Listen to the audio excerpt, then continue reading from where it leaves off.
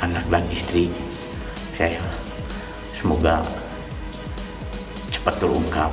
Sekali lagi sekarang saya meyakini dan saya sudah bersatu dengan anak saya.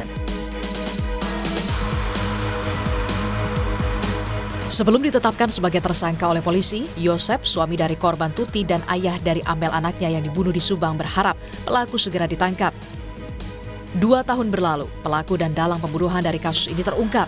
Suami korban, Yosep dan keponakannya, Danu, menjadi 2 dari 5 orang yang sudah ditetapkan polisi sebagai tersangka dalam kasus pembunuhan ini. 2 orang tersangka sudah ditahan untuk proses pemeriksaan dan mencari motif serta peran masing-masing pelaku.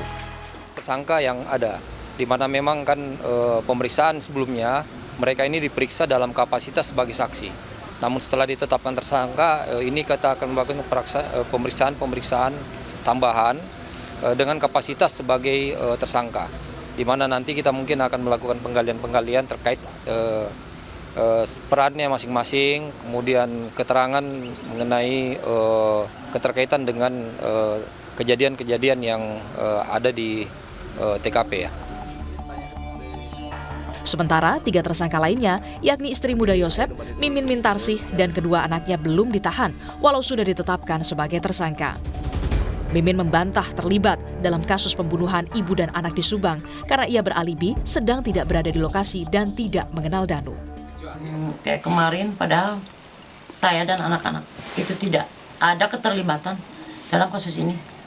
Kami di sini nggak ada kenal sama Danu. Tahu Danu itu waktu pas Danu di TKP digigit anjing, itu aja. Tahu waktu itu, cuman waktu itu. Polisi kembali memeriksa kelima pelaku dengan status sebagai tersangka di kasus pembunuhan ibu dan anak di Subang untuk mencari dan mencocokkan sejumlah bukti dalam kasus yang terjadi 2 tahun yang lalu. Tim Liputan, Kompas TV. Direktorat Reserse Kriminal Umum Polda Jawa Barat sudah menetapkan 5 tersangka, termasuk ayah dan suami korban Yosep Hidayat dalam kasus pembunuhan ibu dan anak yang terjadi 2 tahun lalu di Subang. Untuk lebih lengkapnya soal ini kita tersambung dengan Kepala Bidang Humas Polda Jawa Barat Kombes Ibrahim Tompo. Pak Ibrahim, apa kabar Pak? Assalamualaikum, Mas Tifal. Waalaikumsalam, terima kasih sudah bergabung bersama kami. Pak, untuk temuan baru terkait dengan kasus ini, peran Yosep ini apa Pak dalam kasus ini? Ya, jadi pasca penetapan menjadi tersangka, memang kita masih terus melakukan pemeriksaan pendalaman terhadap kelima tersangka ini ya. Di mana memang kita mendapatkan beberapa keterangan-keterangan baru yang tentunya ini harus dilakukan penyesuaian keterangan tersebut. Nah, seperti beberapa keterangan yang kita peroleh dari saudara MR, ini otomatis kita juga melakukan verifikasi terkait dengan keyakinan apakah informasi, petunjuk maupun keterangan ini bersesuaian dengan kejadian tersebut. Nah, sehingga tadi malam juga sempat dilakukan pra-rekonstruksi dengan kembali ke TKP. Di mana salah satu informasi dipertanyakan kepada saudara MR terkait dengan apa yang digunakan untuk membersihkan.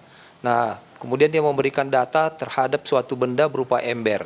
Nah, kemudian dilakukan pencarian dan akhirnya ditemukan memang ember yang sama dengan deskripsi saudara D tersebut. Sehingga bisa disimpulkan bahwa memang cukup meyakinkan bahwa yang bersangkutan ada di TKP. Kemudian informasi-informasi terbaru yang diberikan ini otomatis dijadikan petunjuk bagi penyidik untuk melakukan pendalaman kembali dan merangkai. Sehingga memang untuk terkait motif sampai sekarang masih belum bisa disimpulkan karena masih banyak rangkaian-rangkaian keterangan yang harus dilakukan penggalian kembali kepada kelima tersangka ini. Dengan proses hukum yang masih berjalan bahkan kasusnya sudah 2 tahun yang lalu, sebetulnya apa tantangannya dihadapi polisi untuk mengungkap motif itu Pak? Ya, dalam penyidikan perkara ini memang penyidik berusaha bertindak hati-hati ya. Jadi tidak mudah untuk menetapkan seseorang menjadi tersangka. Namun kita sudah mempunyai alat bukti yang cukup kuat yang didasari oleh scientific investigation, di mana bukti-bukti forensik sudah cukup yang dipegang oleh penyidik. Kemudian ditambah dengan keterangan-keterangan dari para saksi dan akhirnya dari pencocokan ini ada kesesuaian sehingga ini menjadi titik keyakinan dari penyidik untuk menetapkan 5 tersangka ini. Nah, rangkaian seperti inilah yang sejak lama memang belum bisa tersambung sehingga penyidik menganggap bahwa masih belum bisa dipertanggungjawabkan secara normatif sehingga memang penyidik masih belum yakin. Dan ini memakan waktu selama ini.